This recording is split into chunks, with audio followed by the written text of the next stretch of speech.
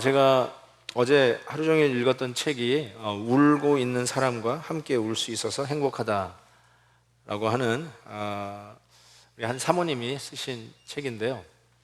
제가 이분 책을 읽으면서 굉장히 감동을 많이 받았습니다. 우리 이제 BIP들 모시고 새생명 축제를 준비하는데 이 장애인 사역을 같이 하던 한 권사님이 자기 남편 이 할아버지가 자기를 핍박하고 이제 교회도 못 가게 하고 도대체 아무리 전도를 해도 꿈쩍을 하지 않는다는 거예요. 그래서 사모님에게 좀 전도 좀 해달라고 부탁을 한 거예요. 근데 좀 나와야 얘기를 할 텐데, 교회를 좀 와야 그래도 말씀을 들을 텐데 나올 생각을 안 하니까 이 사모님이 그러면 그 영혼을 위해서 내가 그 집에 이 식모로 파출부로 들어가겠다고, 가사 도우미로 들어가겠다고 결단을 합니다. 이거 사모님 우리 집에 와가지고 무슨 식모 생활을 하냐고. 그럴 수 없다고. 아니라고. 당신의 남편 그 한 영혼이 귀하기 때문에 내가 그 결단을 하겠다고. 그래서 남편 목사님에게 한 달 양해를 구하고 그 집에 식모로 들어갑니다. 이 한 영혼을 구하기 위해서 이런 결단을 하는 걸 보면서 제가 정말 감동을 받았습니다. 그러면서 이제 한 달 정도가 아니라 가서 첫날부터 얼마나 지극히 섬겼는지 마음의 문이 열리고 신뢰를 하게 되고, 오히려 그 딸이 당신 무슨 꿍꿍이가 있어서 우리 집안에 들어왔냐고 하면서 의심할 정도로 잘해줬다는 거예요. 근데 한 달이 아니라 보름 만에 전도를 하게 되고 결국은 그 할아버지도 교회 다니게 됐다는 아주 감동적인 스토리입니다. 그 읽어가는데 정말 대단한 분 같아요. 병색이 짙은 한 아저씨가 초등학교 5학년짜리 아들하고 2학년짜리 딸을 데리고 교회를 나왔는데 누가 보더라도 그 아저씨는 병색이 있었어요. 그렇게 계속 교회를 다닌가 싶었는데 어느 날 갑자기 전화가 와서 받아봤더니 그 초등학교 남자아이가 전화가 왔어요. 그래서 사모님, 우리 아버지가 이상해요. 그래서 왜 무슨 일인데? 아버지가 숨을 안 쉬어요. 야, 빨리빨리 병원에 연락을 해라. 내가 곧 달려갈게. 집이 어디냐? 성남이에요. 근데 성남은 그 교회가 종로 5가에 있었다는데 굉장히 먼 거리였어요. 그때 알았어요. 그렇게 멀리서 오는 분이었구나 라고 생각하고 달려가 봤더니 아버지는 이미 돌아가셨습니다. 그리고 그 누구도 돌봐줄 사람이 없었고 먼 친척이 있었는데 그 애들 케어를 해야 된다고 생각해서 그런지 나타나지도 않았다는 겁니다. 이 교회에서 장례를 치르고 이제 갈 데 없는 그 초등학교 5학년짜리 남학생하고 2학년짜리 여학생을 이걸 어떻게 해야 되나. 그러면서 그 아이를 일단 데리고 집으로 오는데 왜 그분들이 이렇게 먼 데서 여기까지 교회를 왔을까 생각하다 보니까 혹시 하나님께 이 애들을 네가 좀 맡으라 하는 것이 아닐까, 이런 생각이 들더래요. 그 생각이 드니까 하나님이 나를 이렇게 착하게 생각하셨나 할 정도로, 그래서 그걸 남편한테 얘기했더니 남편이 좋게 생각하고 동의를 해줘서 결국은 그 초등학교 5학년짜리 학생하고 2학년짜리 그 여학생을 양아들과 양딸로 입양을 하게 되었습니다. 그래서 이미 자기는 아들이 둘이 있는데 조그마한 19평짜리 아파트에서 투베드룸 아파트인데 아들 셋을 한 방에 놓고 딸 하나는 또 한 방에 놓고, 그리고 자기하고 목사님은 그냥 부엌 옆에 거실에서 지내면서 그렇게 생활을 하셨다고 합니다. 그렇게 그 입양한 아들을 잘 키우다가 이 아들이 얼마나 공부를 또 잘하는지, 그래서 그 외국어 대학도 탁 합격을 하고, 그리고 이제는 나이가 되어서 우리 대한민국 남아들의 모든 의무인 국방의 의무를 위해서 군대를 가게 됐다는 것입니다. 이 군대를 갔는데 드디어 그 어떻게 애지중지 키운 아들 한번 보고 싶어서 첫 면회를 갔어요. 면회를 갔는데 얼마나 뿌듯했을까. 그 아들이 다 걸어 나오는데 마음이 그냥 벌렁거리고 아이고 내 새끼 내 아들 이렇게 하고 있는데 아들의 표정이 심상치 않은 거예요. 그래서 이 아들이 갑자기 하는 말이 엄마 나 너무 힘들어. 왜 그러냐 그랬더니 자기보다 군대를 한 달 먼저 들어온 상사가 자기를 너무 괴롭힌다는 거예요. 그러면서 이 용병장을 한 바퀴 돌고 그리고 자기한테 와서 보고를 하고 아침 식사를 먹으라고 매일 요구를 한다는 것입니다. 이 군대는 명령 복종이 그 최고인데 이거 안 하면 너무 힘든다는 거예요. 근데 문제는 이 아들이 어렸을 때부터 천식이 있었어요. 그래서 그 아침 찬 공기를 마시면서 연병장을 뛴다는 자체는 죽음이었어요. 그래서 막 숨이 가빠가지고 좀 뛰다가 쉬다가 해가지고 다 뛰고 나서 보고를 하고 아침 먹으러 가려고 그러면 이미 아침 식사가 끝났다는 거예요.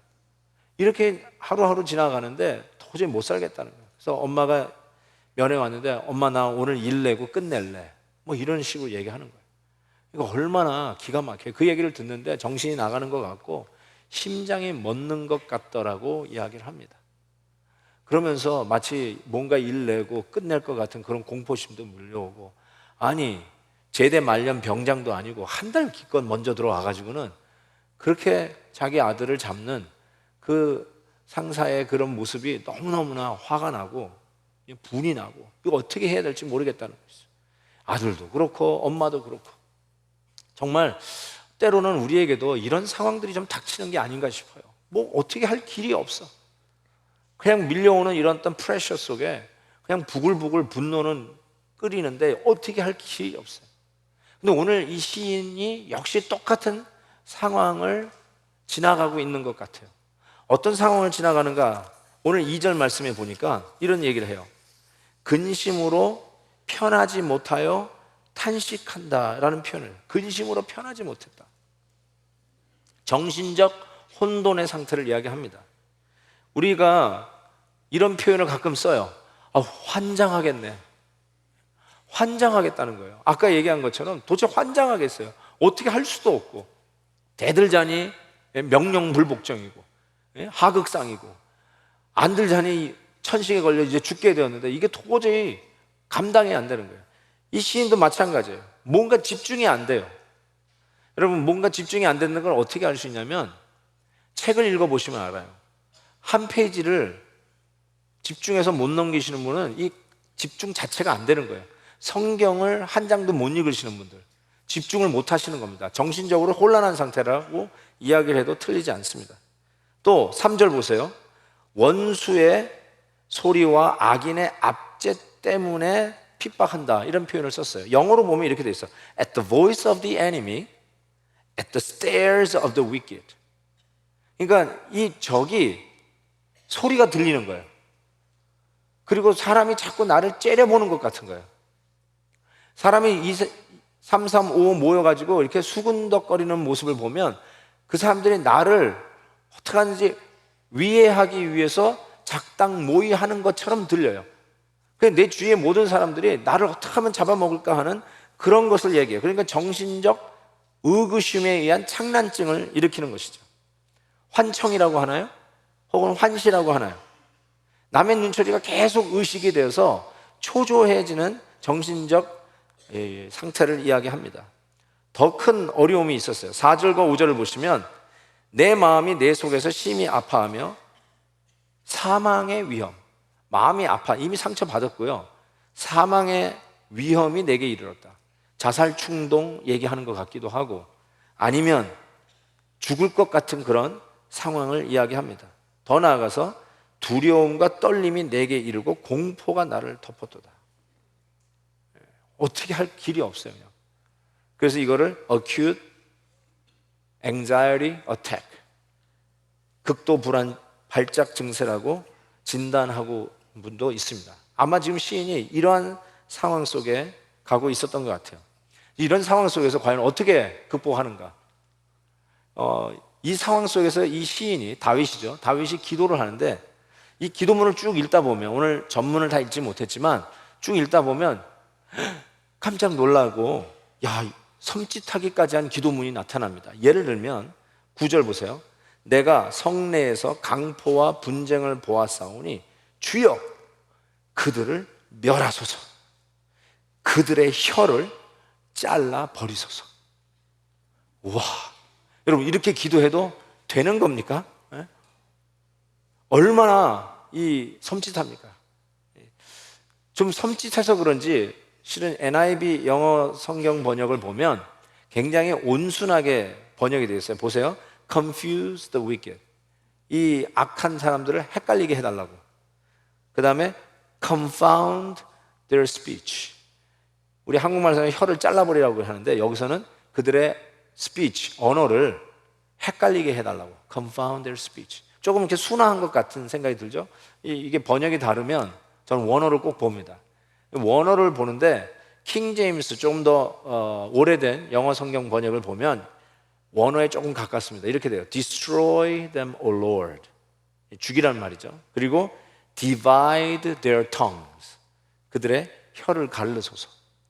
원어도 한국말 성경 번역에 가깝습니다. 그들의 혀를 자르소서. 혀를 막 칼질하라는 거예요. 칼질하라. 이야, 대단해, 대단해. 이렇게 기도해도 되는 건가 하는 생각이 듭니다. 15절은 더해요. 보세요. 사망이 갑자기 그들에게 임하여 산채로, 산채 비빔밥 얘기하는 게 아니라 산채로 수월에 내려갈지어다. 뭐예요? 산채로 지옥에 쳐넣으세요. 그 기도하는 거죠. 이는 악독이 그들의 거처에 있고 그들 가운데 있습니다. 이렇게 기도해도 되나요? 오 하나님, 그것들 모가지를 비틀어가지고 뭐라든지 그들의 눈가를 빼주세요. 이런 식으로 기도해도 되나요? 에? 어떻게 생각해요? 얼마나 화가 나면은 이런 식으로 기도할까 싶습니다. 그런데 이렇게 기도할 수 있는 타당한 이유를 저는 이 본문에서 좀 발견합니다.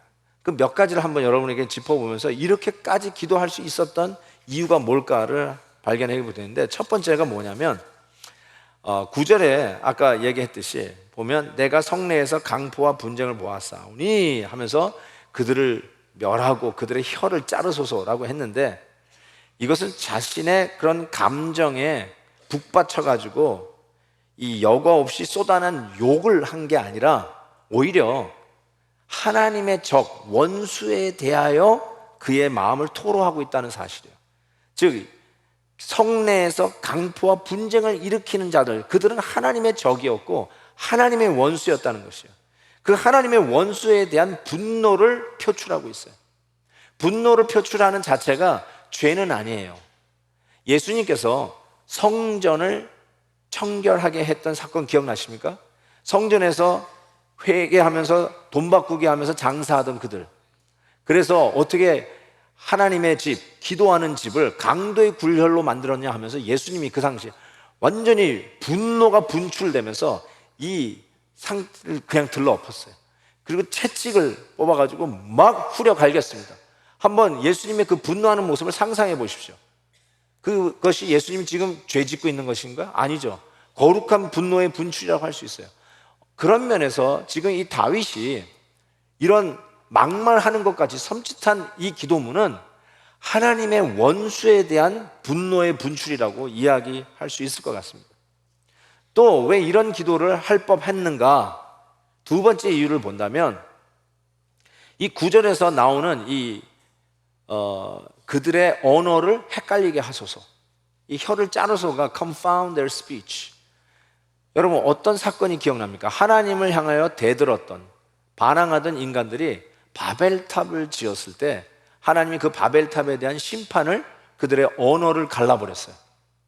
Divide their tongues. 언어를 갈라버렸어요. 그러니까 하나님을 대항하는 자들에게 하나님의 공의로운 심판에 대한 호소였어요. 험악한 기도 같지만 이미 바벨탑에서 이루어졌던 하나님의 심판을 지금 이루소서라고 하면서 기도하는 것이라고 할 수 있어요. 15절에서 나오는 저들을 지옥이 삼키게 해달라고, 기옥을 삼키게 해달라는데, 이 수월이라는 말이 땅이 꺼져 땅 깊숙이 그들을 삼켜버리게 해달라고 하는 이 기도 역시 민수기에서 나오는 고라 자손들이 모세를 대항하여 싸울 때 하나님께서 그 하나님의 종 모세를 대들던 그 고라 자손을 지진이 나서 땅을 갈라가지고 그 반항하던 자들을 땅이 삼켜버렸던 사건을 지금 연상케 합니다. 그러니까 그때도 하나님의 종을 대항하던 자를 스올이 삼켜버리듯이 지금 다윗 왕도 하나님의 기름 부음 받은 종 아니에요. 그가 기름 부음 받고 바로 왕이 된 게 아니에요. 어렸을 때 기름 부음 받고 그 다음에 험난한 길을 갔어요. 하나님의 기름 부음을 받은 종을 대항하는 저들은 마치 모세를 대항하던 고라 자손과 똑같습니다. 하나님, 그러니까 그의 심판에 정당한 하나님의 공의를 이루소서 하며 기도했던 기도문이라고 생각할 수 있습니다. 세 번째로, 왜 이런 기도, 이 섬찟한 이 검열을 한다면 검열 받지 않은 기도문 같은 이런 기도를 할 수 있다고 생각이 드냐면 12절에서 14절 한번 보세요. 약간 번역이 헷갈리지만 집중해서 한번 보십시오. 나를 책망하는 자는 원수가 아니라 원수일진데 내가 참았으리라. 나를 대하여 자기를 높이는 자는 나를 미워하는 자가 아니라 미워하는 자일진데 내가 그를 피하여 숨었으리라. 조금 헷갈리죠? 그런데 잘 보세요. 그는 곧 너로다. 나의 동료, 나의 친구요, 나의 가까운 친구로다. 우리가 같이 재미있게 의논하며 무리와 함께하여 하나님의 집 안에서 다녔도다. 네가 만약에 원수라면 내가 피하였으리라. 네가 만약에 나를 어떻게 하든지 간에 잡으려고 했던 자라면, 미워했던 자라면 내가 피하여 숨었으리라. 내가 참았으리라, 피하여 숨었으리라. 그런데 너는 내 원수가 아니지 않느냐? 내가 미워하는 자가 아니지 않느냐? 너는 내 친구가 아니냐? 내 동료 아니냐? 가까운 친구 아니냐? 심지어는 하나님의 집에서, 이 성전에서 같이 주님을 섬기며 신나게 땀 흘리면서 주님을 함께 섬겼던 믿음의 동력자 아니냐? 어떻게 네가 나한테 그럴 수 있느냐? 지금 그 얘기를 좀 하고 있는 거죠. 20절, 21절 보세요. 그는 손을 들어 자기와 화목한 자를 치고 그의 언약을 배반하였도다. 아하, 배반이란 말이 나옵니다. 21절 보세요. 그의 입은 우유 기름보다 미끄러우나 그의 마음은 전쟁이요 그의 말은 기름보다 유하나 실상은 뽑힌 칼이로다. 기름을 바른 것처럼 유하고 뭐 좋은 말 하는 것 같고 좀 잘해보자라고 하는 말 같은데 실상은 아니라는 거예요. 딴 생각하고 있었어요. 나를 위하는 말 같았지만 실은 그 말에 양날선, 아주 날카로운 칼로 나를 도려내기 위해서 음모를 꾸미고 있었던 자라는 거예요. 그런 의미에서 배신감을 갖게 된 거예요. 배신당한 거예요. 잘해보고 같이 동료요, 같이 섬겼던 믿음의 동력자요, 하나님의 집에서 같이 섬겼던 자들인데 완전히 배신을 때린 거예요. 그 배신감을 가졌을 때 오는 그 울분을 지금 토하고 있는 기도문이라고 생각할 때 이해가 됩니다. 실은 다윗 왕은요 얼마나 많은 배신자들이 있었겠습니까? 여러분, 셋째 아들 압살롬이 아버지를 배신했어요.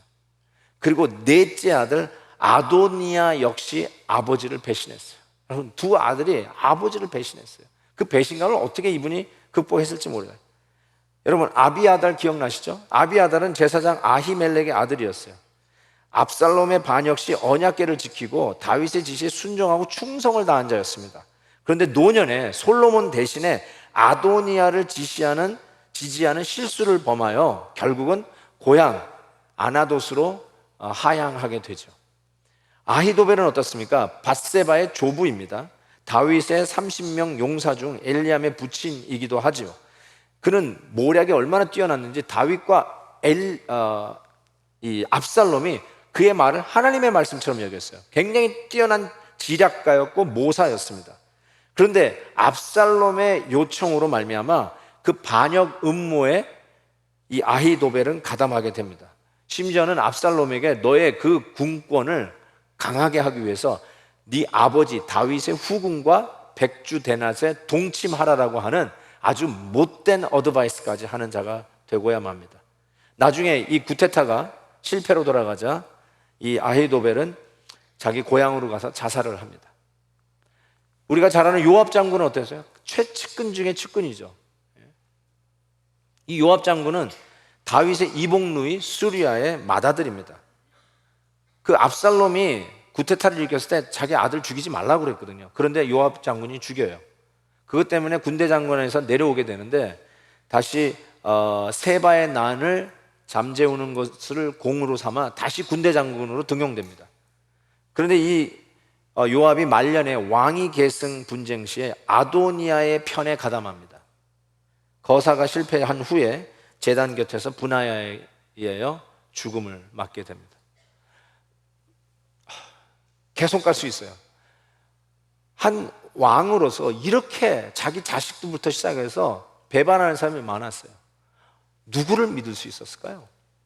자기 앞에 그렇게 믿었던 친구들조차도, 그런 참모들조차도 자기에게 등을 보이는 이런 기가 막힌 배신감, 이거를 어떻게 그가 감당할 수 있었을지 모르겠어요.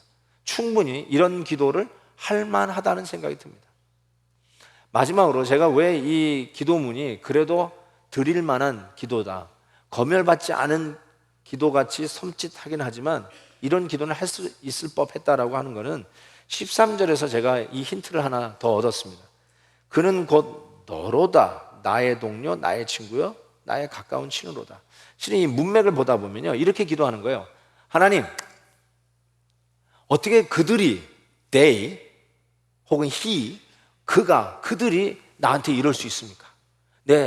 나와 같이 하나님을 섬겼던 동역자들, 그들이 어떻게 이 원수짓을 할 수 있고 하나님의 심판을 받을 일들을 할 수 있습니까? 막 기도를 하다가 갑자기 그 원수가 너다! 이렇게 얘기하는 거예요. 이 갑자기 지시대명사가 바뀌었어요.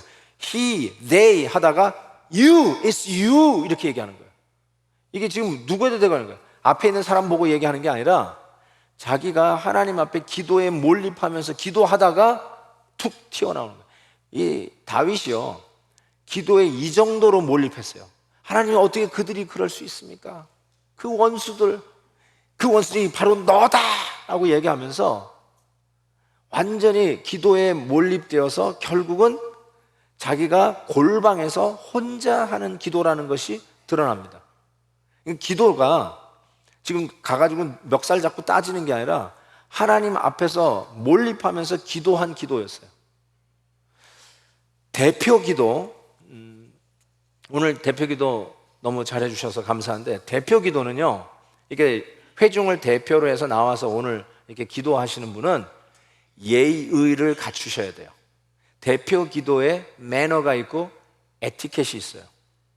왜냐하면 여러분들이 다 그 기도를 듣고 아멘 해야 할 기도문이기 때문에 예의 범절이 있습니다. 그 제자 훈련 때 다 훈련을 받습니다. 대표 기도는 이렇게 해야 됩니다 하는데, 그러니까 예를 들면 여러분이 여기 나오셔가지고 대표 기도할 때 이렇게 하시면 안 돼요. 오 하나님, 우리 담임 목사님을 좀 더 겸손하게 좀 해주십시오 라든지, 하나님, 요즘 목사님의 영역이 떨어지는 것 같은데 영 말씀에 깊이가 없습니다, 좀 공부 좀 하게 해주시고 말씀을 잘 전해서 좋은 사람 얻게 좀 해주세요, 이렇게 기도하면 돼요, 안 돼요? 아니, 그러면 안 된다는 말이에요. 지금 그렇게 하라는 게 아니라 그렇게 하면 안 돼요. 예의가 있어야 돼요. 오 하나님, 우리 교회 장로님들은 왜 이 모양입니까? 좀 더 기도하게 해주세요, 이런 식으로 나와서 권사님이 대표 기도한다. 그러면 안 된다는 말이에요. 예의가 있어요. 그런데 It's you 라고 하는 이거는 골방 기도를 의미해요. 즉 하나님 앞에서 골방에 나가서 하나님 앞에 토로하는 이 기도는 뭔들 기도 못해요. 어떤 기도도 할 수 있어요, 여러분. 그 기도 골방 가서 기도해요. 우리 목사님 뭐 제대로 좀 겸손하게 해달라고 하든지, 더 설교 좀 제대로 하게 해달라고 하든지, 그 골방에서 할 수 있어요. 근데 갑자기 대표 기도 나와가지고 하나님, 모 집사님이 내 돈 뜯어 먹었습니다, 좀 갚게 해주세요, 이런 식으로 대표 기도하면 안 돼요. 근데 골방에 가면 뭔들 못해요. 오 하나님, 그 사람의 마음을 좀 바꿔주셔서 감동하게 해주셔서 마음을 후하게 해주시고 좀 못된 짓 그만 좀 하게 해주시고, 뭔들 못해요.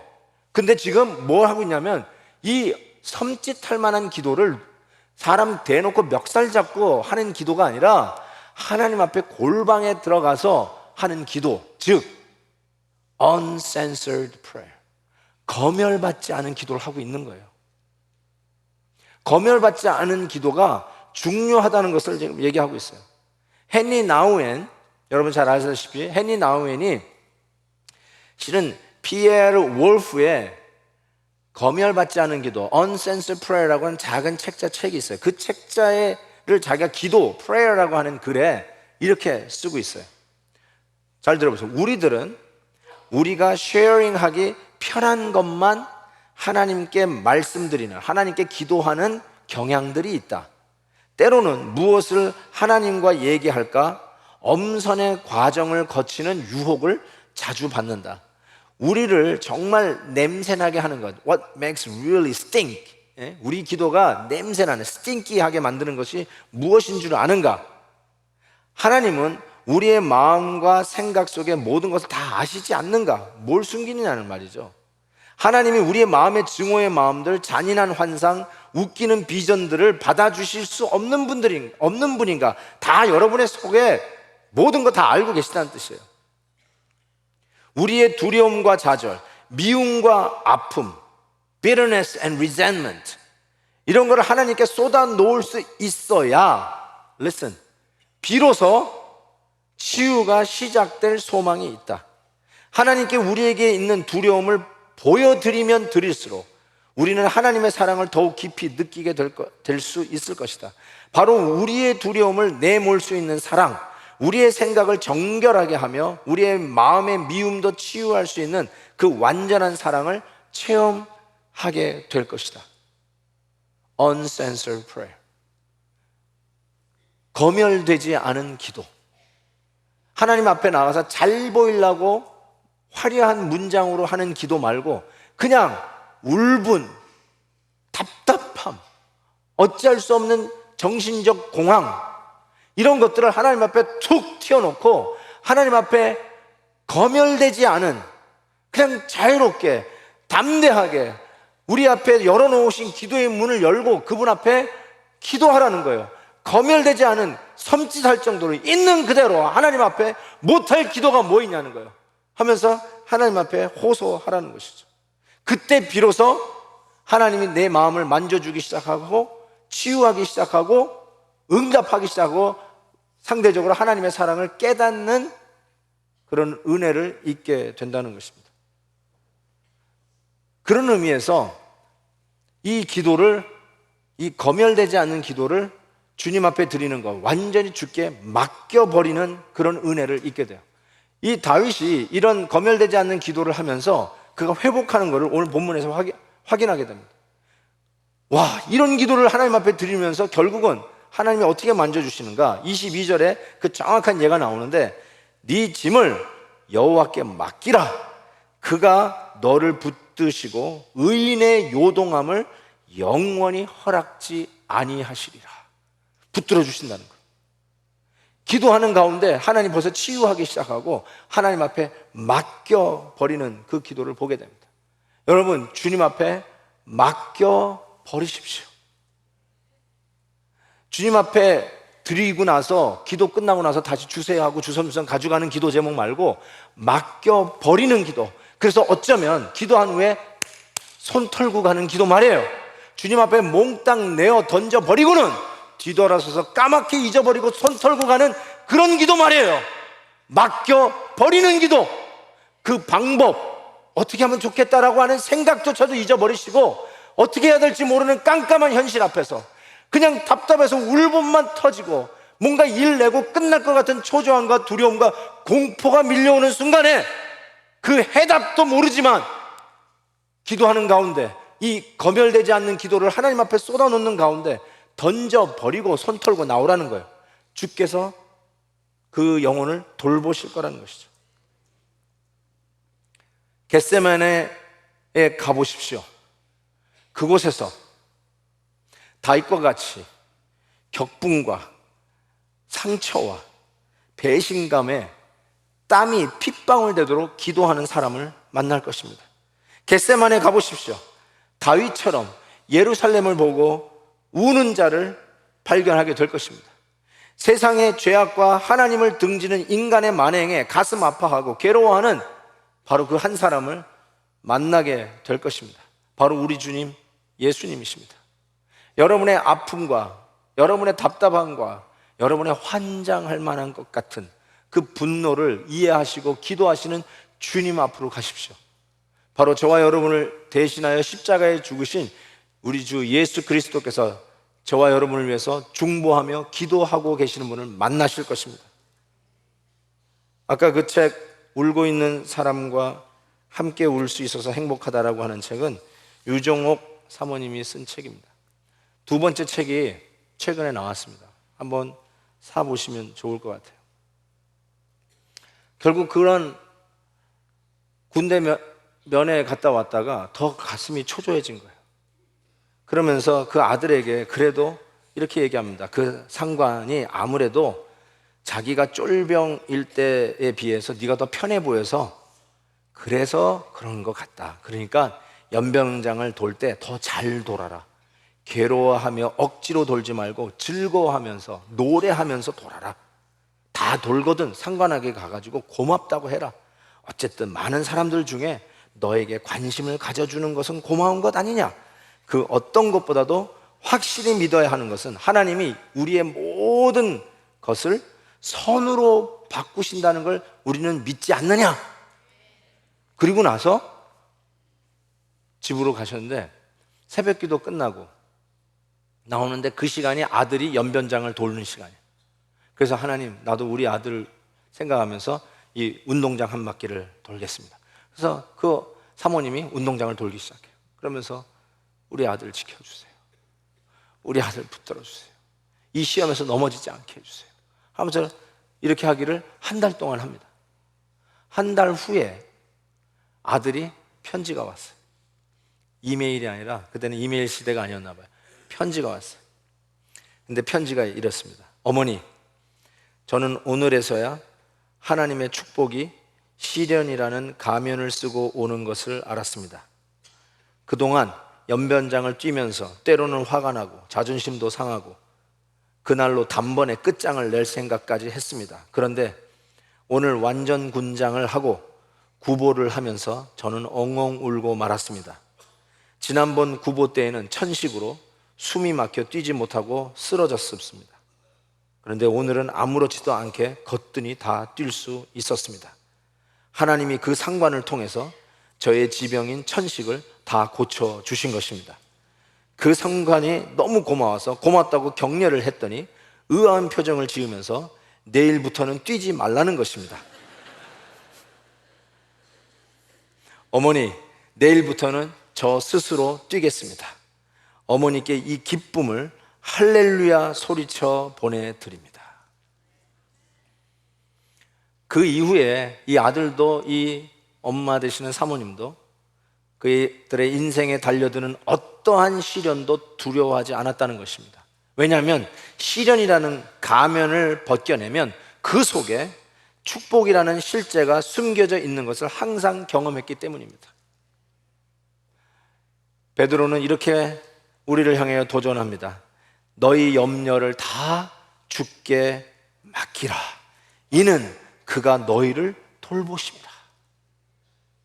여러분이 기도 응답까지 계산해서 던지지 마세요. 그냥 하나님 앞에 맡기세요.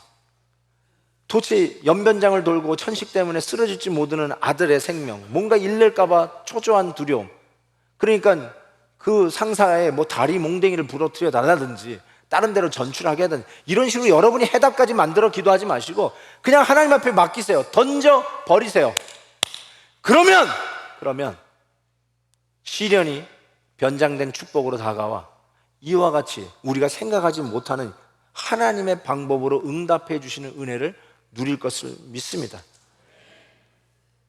Unanswered prayer, 거멸되지 않은 기도 하나님 앞에 그냥 쏟아 놓으세요. 우리를 돌보시는 그 하나님이 어떻게 하시는지 좀 보세요. 그래서 빌립보서 4장 6절 7절 말씀, 아무것도 염려하지 말고 다만 모든 일에 기도와 간구로 너희 구할 것을 감사함으로 하나님께 아뢰라. 모든 지각에 뛰어난 하나님의 평강이 그리스도 예수 안에서 너희 마음과 생각을 지키시리라. 아멘. 우리 한번 기도하면서요, 하나님께 찬송하고 기도합시다. 한번 찬송하십시다. 모든 지각에 뛰어나신 하나님의 평강이, 우리 하면서 정말 이 답답한 울분들, 어찌할 바 모르겠다는 그거 기도의 제목도 하나님 앞에 좀 쏟아놓을 수 있는 시간을 가졌으면 좋겠어요. 모든 지각에 뛰어나신 하나님의 평강이.